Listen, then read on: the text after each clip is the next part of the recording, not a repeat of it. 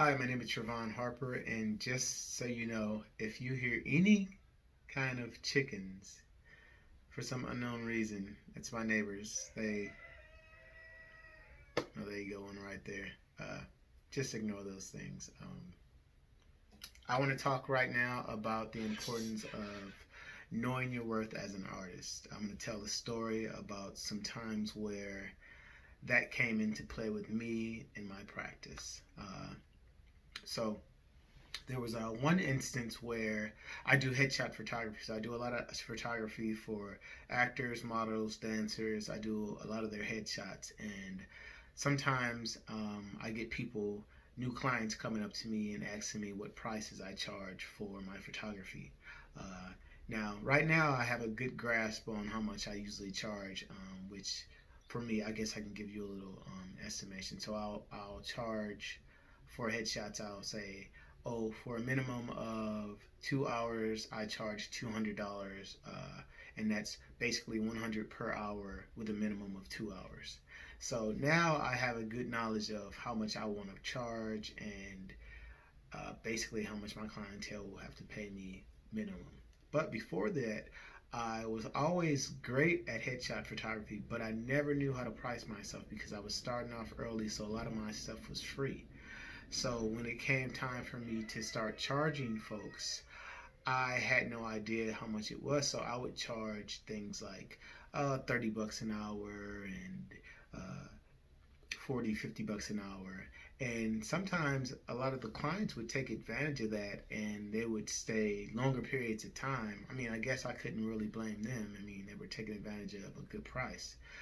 But then as I got better and better at headshot photography, I came to realize that I needed to change my prices. So as I changed my prices, a lot of my clients started to, cancel or not want to use me as a photographer anymore because they felt like I was charging too high of a price. Which actually, if you look up headshot photography, a lot of headshot photographers charge way more than what I was charging. Even what I'm charging now, a lot of people charge a minimum of between 300 and a maximum. I've seen $3,000 for headshot photography. So I digress.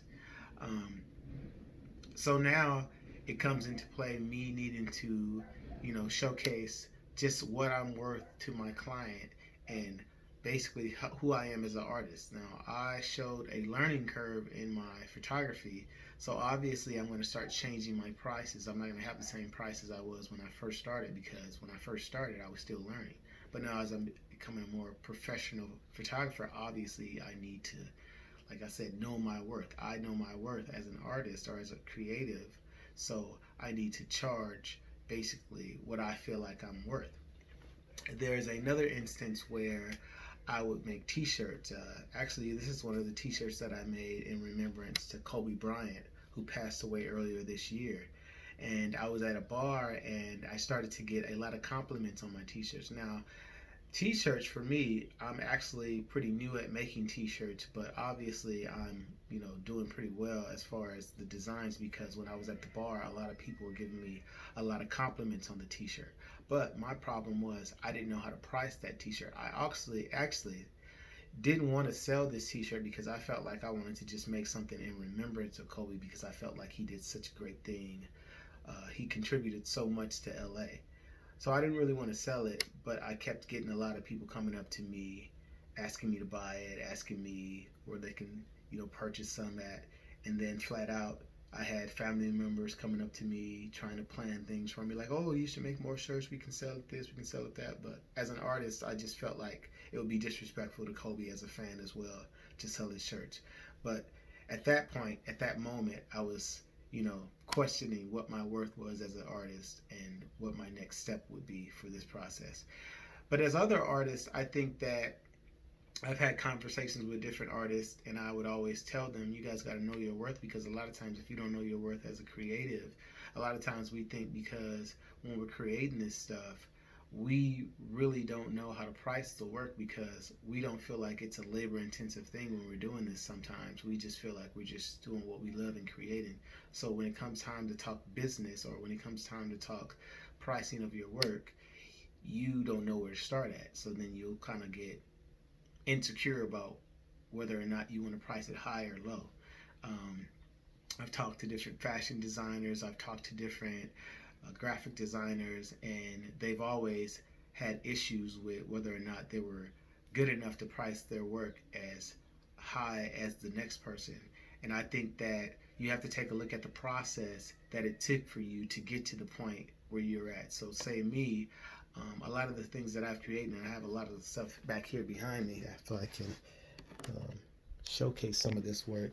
So, a lot of the stuff that I create, I feel like it's taken me a very long time to do a lot of this stuff. There's the Kobe.